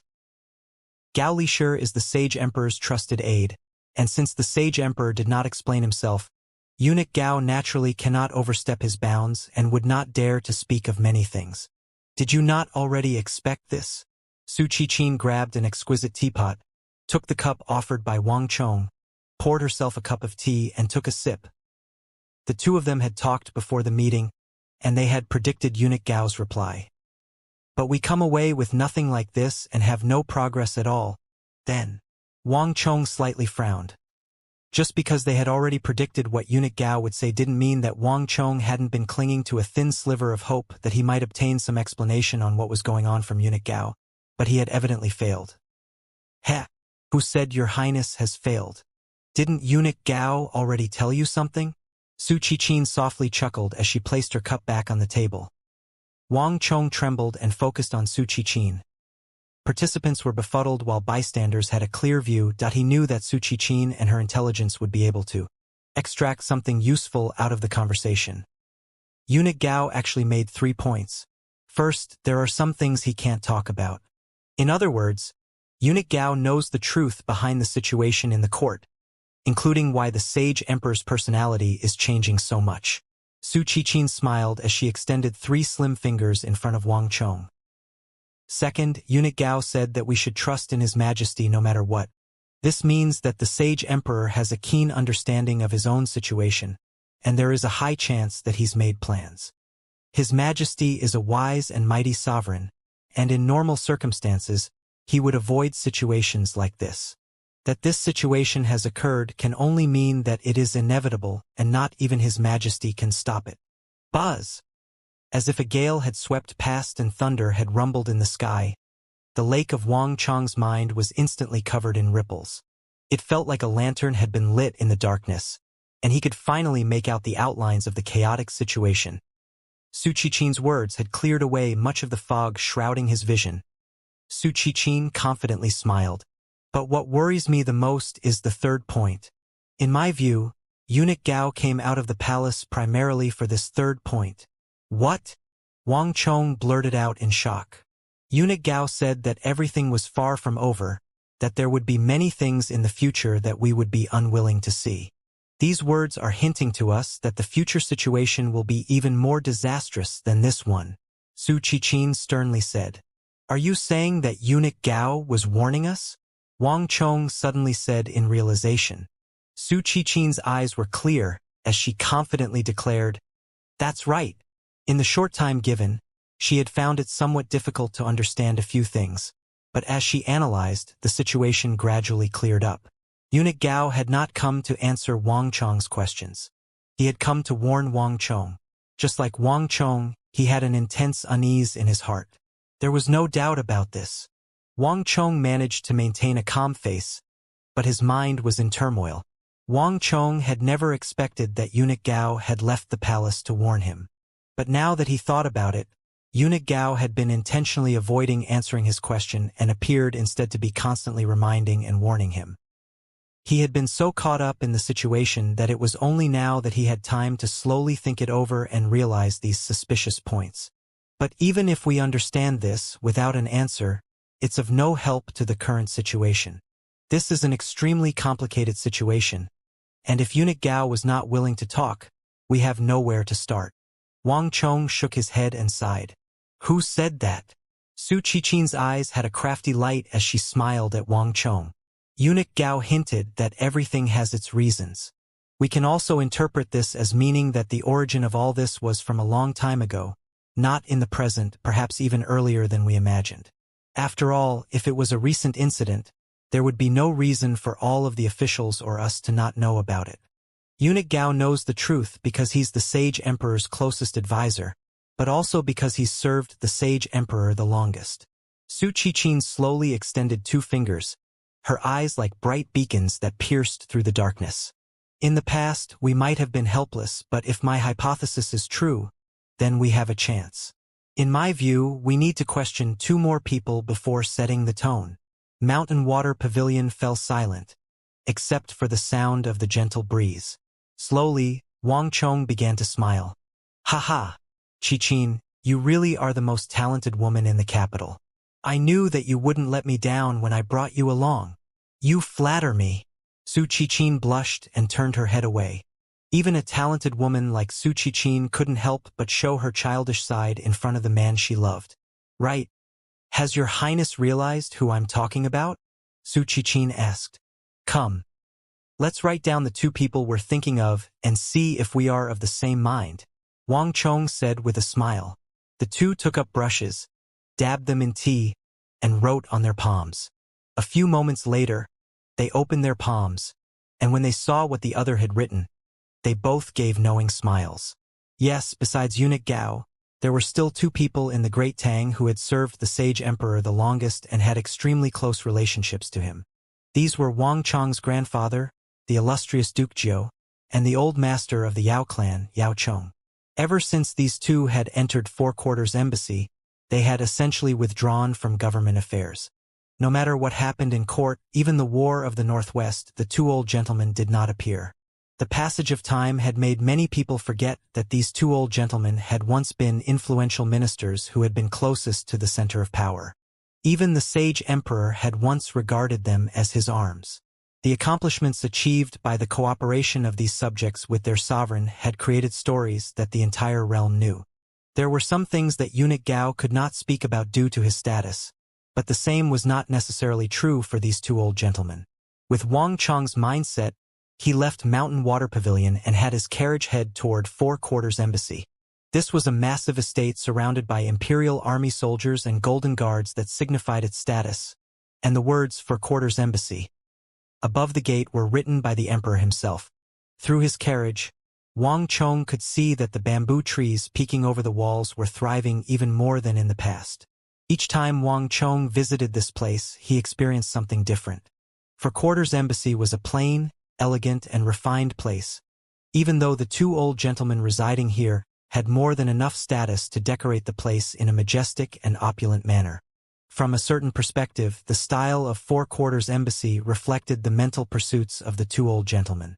When one experienced enough in life, when one reached a certain level of wealth, fame, and political power, everything returned to the origin, and one began to yearn for peace and grow indifferent to fame. With these sentimental thoughts, Wang Chong opened the door and exited the carriage. Your Highness! 2 golden guards spotted Wang Chong and hurriedly lowered their heads, not daring to block the way. When Wang Chong had first come here, he was a mere child, but now he was one of the highest officials. The Imperial Dragon Bracelet he held signified his status, and it was more than enough for Wang Chong to freely enter and exit Four Quarters Embassy. Your Highness, should I announce you? One of the golden guards said, continuing to keep his head bowed. There's no need. Wang Chong waved his sleeve and quickly stepped into Four Quarters Embassy. The fake mountains and ponds of Four Quarters Embassy created an atmosphere of peace and harmony, and the bamboo forests were lush. Passing the various fake mountains and bamboo forests, Wang Chong quickly spotted that familiar residence. As soon as Wang Chong appeared, a listless steward standing by the gate suddenly straightened up, his eyes brightening as he excitedly rushed inside. The young master! The young master is here! A great boom came from the residence, and Imperial Army soldiers rushed out from the residence, as did the Imperial Army soldiers who had been keeping watch from their hiding spots. What? Chong-er is here. The voice of the old madam was the loudest of all, and a few moments later, a gentle and silver-haired old lady came out. Her eyes swept over the area and quickly spotted Wang Chong, upon which she warmly smiled. "Grandmother!" Wang Chong called out, his heart warm. He strode over and joyously hugged his grandmother. A clan had its rules, and his clan had strict rules that had been passed down through generations. Ever since the old master and old madam had entered Four Quarters Embassy, the entire Wang clan, even Wang Chong, Wang Zhen, and Wang Yan, were not allowed to enter Four Quarters Embassy as they pleased.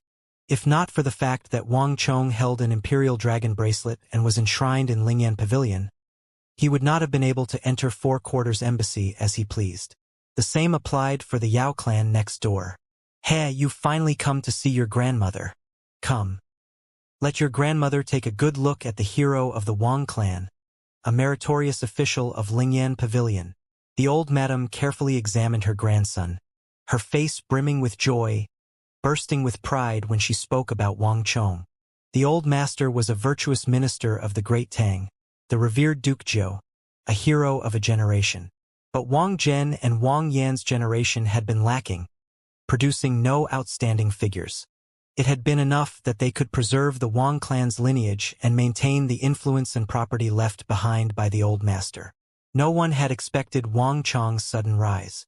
Not only had he surpassed his father, he even outshone the old master. While the old master had also gone on the campaign trail and defeated many opponents, including the Eastern and Western Turks and Yusang, he could not compare to Wang Chong, who had wiped out millions of Arab cavalry and conquered the entire Western world. He had expanded the territory of the Great Tang from Suiye to the Tsong Mountains, and onward to Talas, Samarkand, Khorasan, all the way to Baghdad. The Great Tang's domain was so large that it could grow no longer. It had truly become the strongest empire of the continent. Wang Chong was also the king of foreign lands, with all of the Western world being his fief. Even if his descendants were lacking, the vast property he would leave could not possibly be totally lost. Even though Wang Chong was not a minister or any other official in the court, his status had already surpassed that of the prime minister. The old master had his own glorious age, had also fought on the battlefield and presided over the court, but when it came to achievements, he was truly lacking compared to his grandson. There was a descendant of the Wang clan who had surpassed his forebears. As his grandmother, how could she not be happy? "Hurry! Come inside. Your grandfather has been waiting for you for ages." The old madam happily pulled on Wang Chong's hand. "Grandfather has been waiting for me?" Wang Chong was taken aback, but before he had time to think, he was pulled inside by his grandmother. An armchair had been placed in the room, and next to the chair was a wooden table. A potted plum blossom tree rested on the table, and next to it was a pair of shears. The old master of the Wang clan, wearing simple clothes, was seated on the chair. It seemed that the old master had been pruning the plum blossom tree when Wang Chong had visited. The old master was about the same as Wang Chong remembered.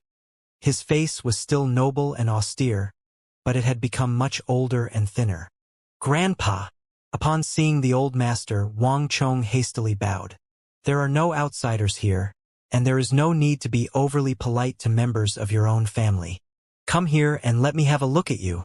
The old master's cold expression instantly thawed when he saw Wang Chong, grim austerity transforming into warm affection. Wang Chong bowed and said, "Grandfather, grandmother, I brought back some of Arabia's specialties with me. Inside are pearls and herbs from Arabia. Crushing the pearls and mixing them with the herbs can extend one's life and bolster the body. In addition, your grandson has brought back pineapples and durians, fruits that cannot be found in the Central Plains. I offer them to grandfather and grandmother to taste. Besides that, your grandson has also brought some Gogrian golden ginseng to gift to grandfather and grandmother, and clothes and carpets made from the pelts of polar bears and Arctic foxes, animals that live north of the eastern and western Turkic Khaganates. Heh! What a good and considerate child." The old madam was so pleased that she could hardly stop smiling. At their age, they cared little about precious treasures. What they found more precious was Wang Chong's consideration. Duke Zhou said nothing, but he shot Wang Chong a glance of praise. Although he resided in Four Quarters Embassy and paid no attention to court affairs, He had always paid attention to news that concerned Wang Chong. "Not bad. Your grandfather was right about you.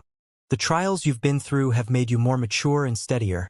A true backbone minister of the Great Tang," the old master declared.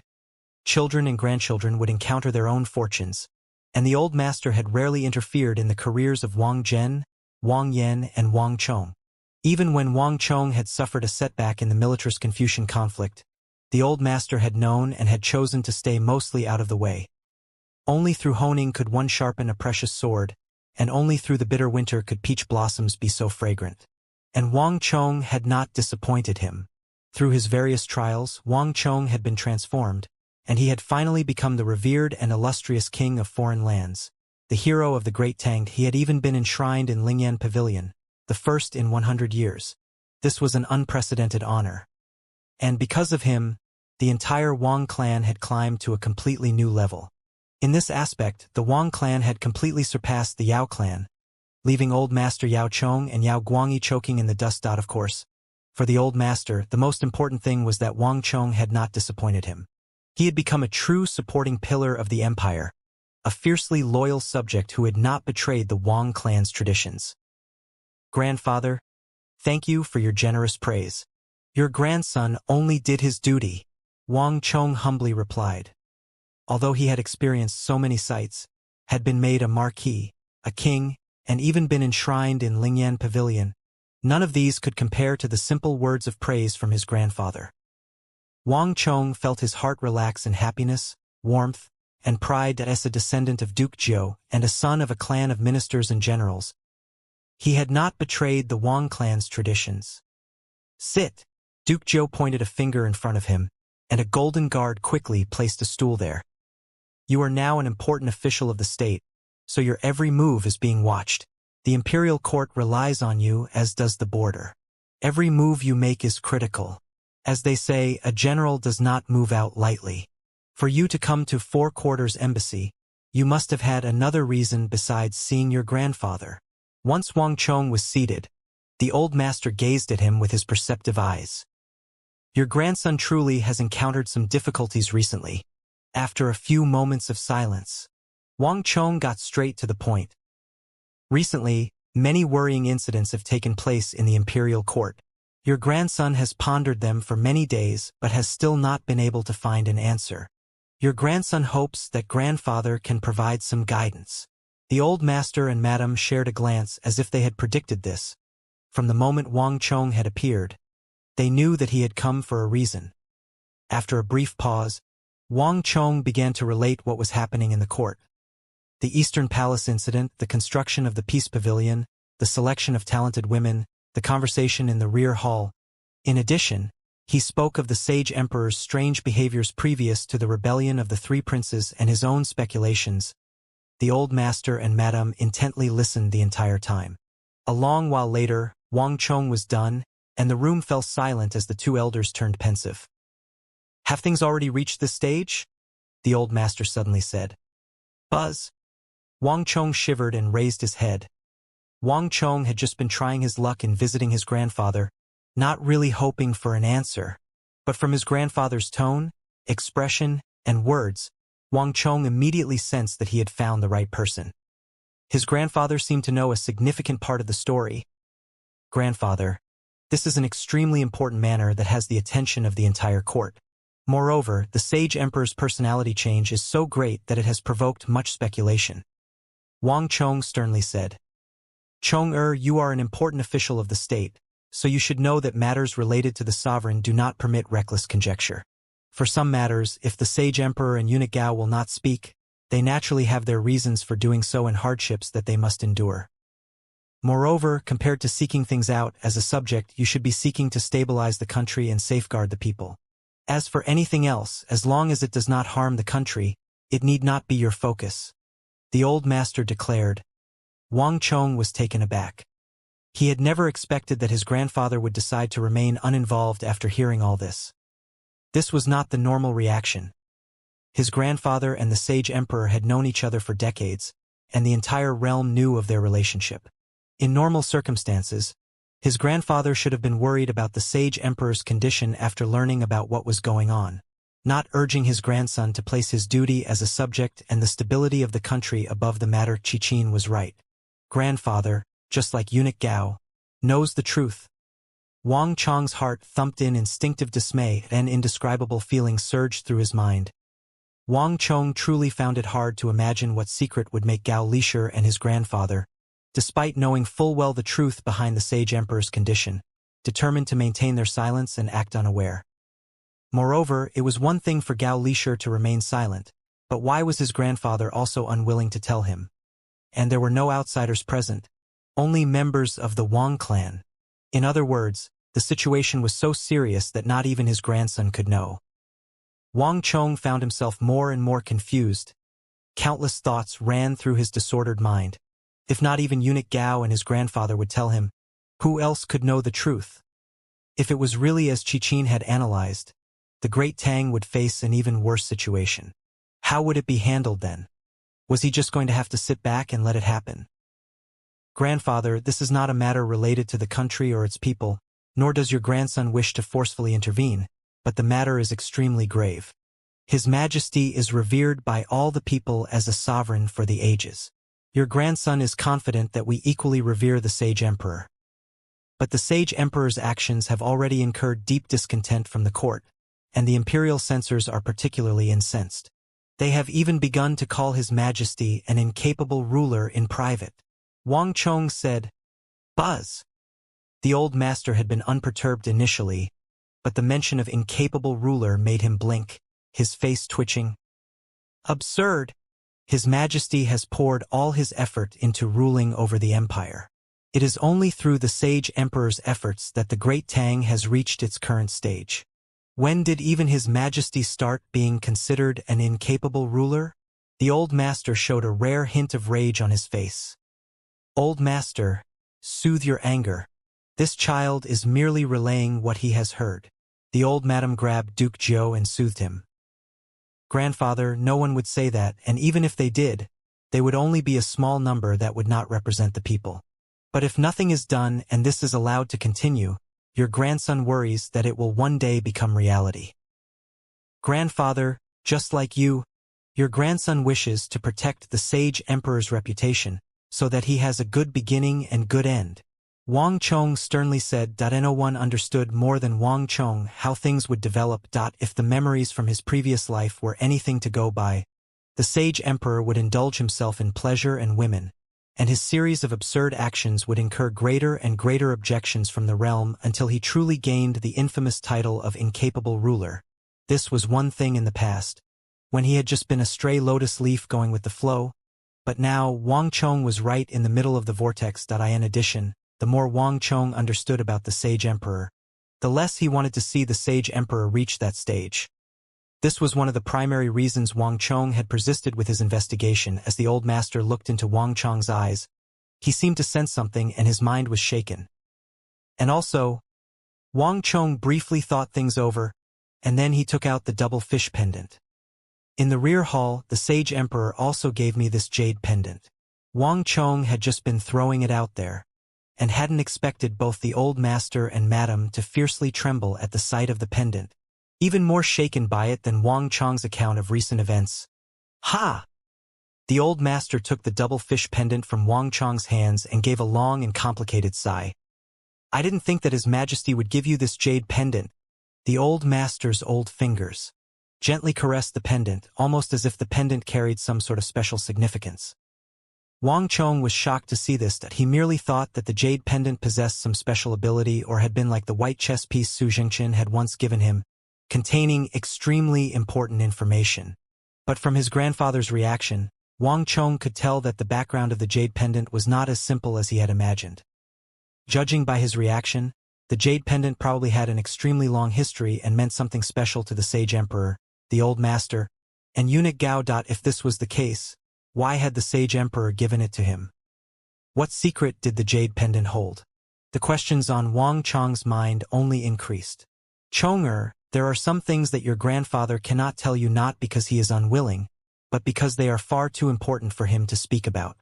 In other words, now is not the time for me to tell you. The old master sighed, a complicated expression on his face. A look of recollection appeared in his turbid eyes but quickly faded away. Grandpa! Wang Chong's brow rose. Today's meeting had already completely surpassed his expectations. His grandfather actually knew about what was happening to the Sage Emperor. This was Wang Chong's soul harvest today. Cough, cough. His thoughts were interrupted by a burst of coughing. Wang Chong grimaced and raised his head, only to see his straight-backed and austere grandfather suffering from a fierce coughing fit, even his face turning rather pale. The old madam hastily patted him on the back. Grandpa! In alarm, Wang Chong got up and grabbed the old master's thin fingers, sending a stream of stellar energy across. I'm fine, just one of my occasional coughing spells. I'll be fine soon. Don't worry. Sensing Wang Chong's worries, the old master waved his hand and indicated that he was fine. He took some tea from the old madam, took a sip, and slowly began to recover. Wang Chong looked with deep concern at his grandfather. Though his grandfather was a member of the civil path, he had also cultivated martial arts and had reached a formidable level. If not for various internal injuries that had caused his cultivation to decline, he would not have fallen to the level of an ordinary person, liable to catch colds and erupt in coughing fits. Moreover, after his grandfather's birthday, Wang Chong had always gone out of the way to send his grandfather medicines to strengthen his body and health. An irrepressible concern and unease welled up in Wang Chong's mind. The old master pushed aside the old madam's arm and sternly said to Wang Chong, Chonger, remember, you must keep the jade pendant the Sage Emperor gave you safe no matter what. It is much more important than you think. All right, Chonger, let's end things here for today. Your grandfather's health isn't that good, and he needs some rest, the old madam said. Wang Chong hesitated, but then he remembered his grandfather's coughing fit, which sent spasms of reluctance through his heart. Grandmother, I have some pills here. Have grandfather take them. In another few days, I'll send some more pills over.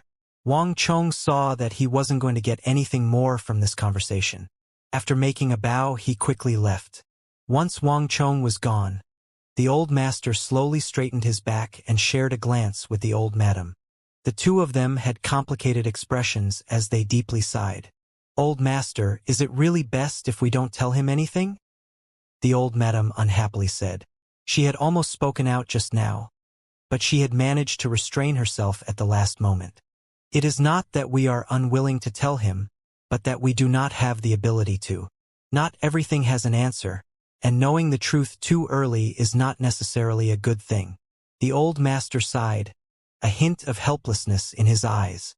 From a certain perspective, this is protecting both him and the empire. The old master appeared somewhat uncomfortable as he spoke, and with the old madam's help, he walked into his chambers. Wang Chong quickly made his way out of Four Quarters Embassy, winding his way through the fake mountains and bamboo thickets. As he exited the gate, he looked up at the dark clouds overhead and took in a deep breath, a complicated look on his face. His visit to Four Quarters Embassy had brought him some answers, but that initial question in his mind remained unanswered. Let's go. Wang Chong boarded his carriage and went on his way.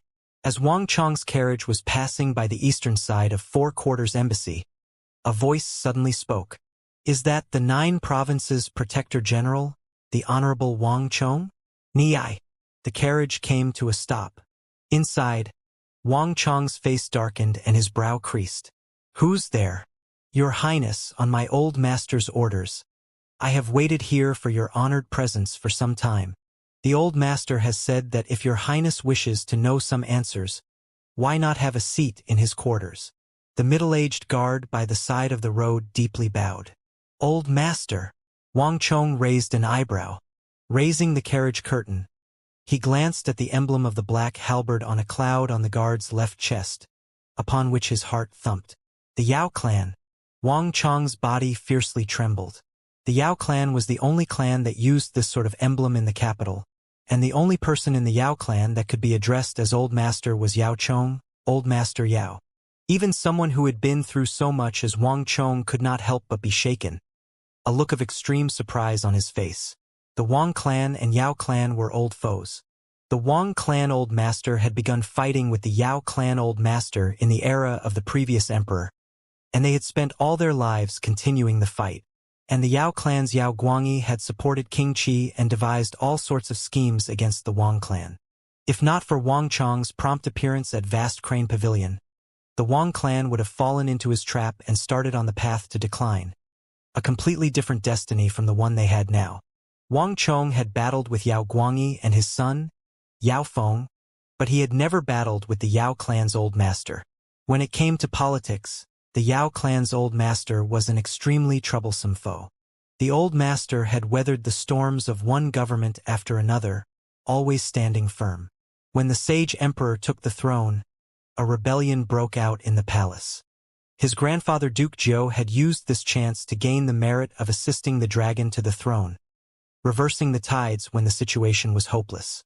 In this way, he allowed the sage emperor to safely take the throne and became the Duke Zhou revered by all the people of the realm. But the Yao clan's Old Master had no such achievements. He did not take part in the rebellion, nor did he assist in pacifying it. Nevertheless, he had managed to become Prime Minister of the Great Tang, and his Yao clan became an influential force in the court. Most miraculously, even though King Qi was toppled in the rebellion of the three princes, Yao Guangyi, who had been one of King Qi's important advisors, and the Yao clan had emerged completely unscathed. There was no doubt that Old Master Yao had played a major role in this. As long as Old Master Yao still breathed, no one would be able to touch the Yao clan. Wang Chong had not expected Old Master Yao to send someone to invite him over just when he was investigating the truth behind the events of the palace. Wang Chong quickly made up his mind and firmly declared, "Lead the way."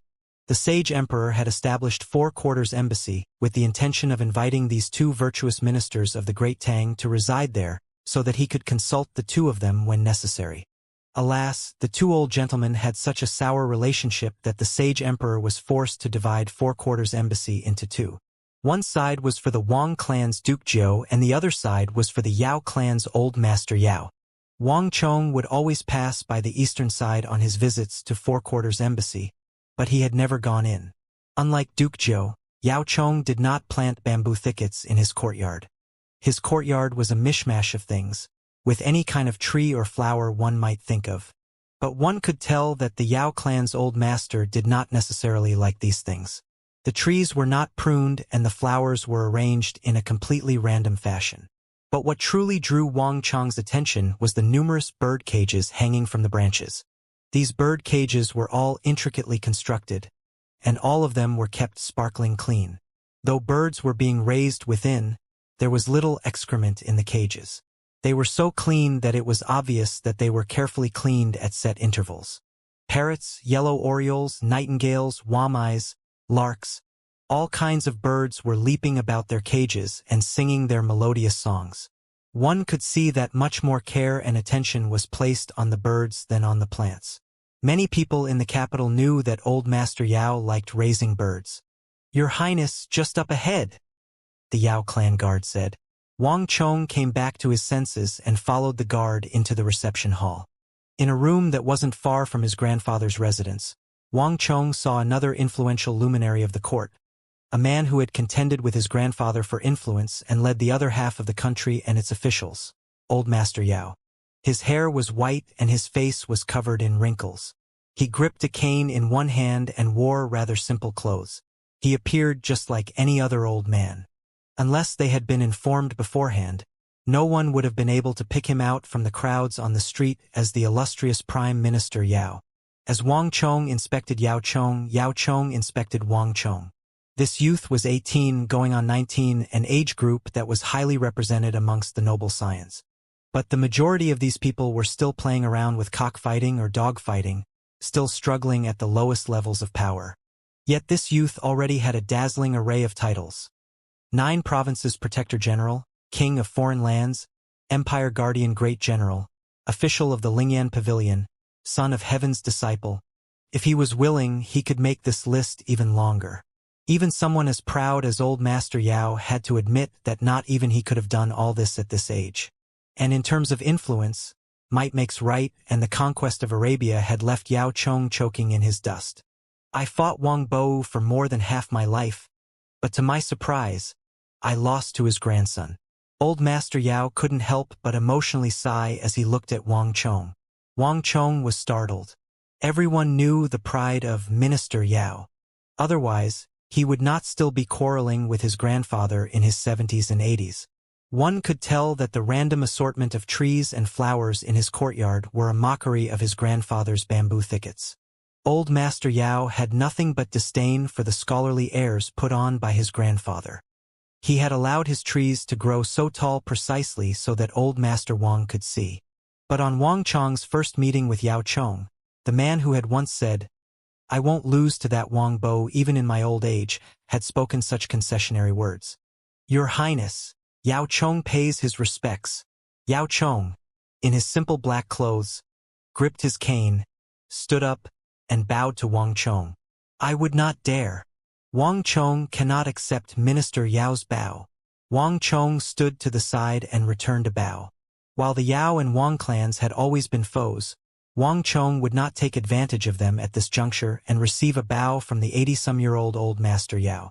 While Wang Chong might never back down when their clans fought, he would always choose to maintain his courtesy and decorum.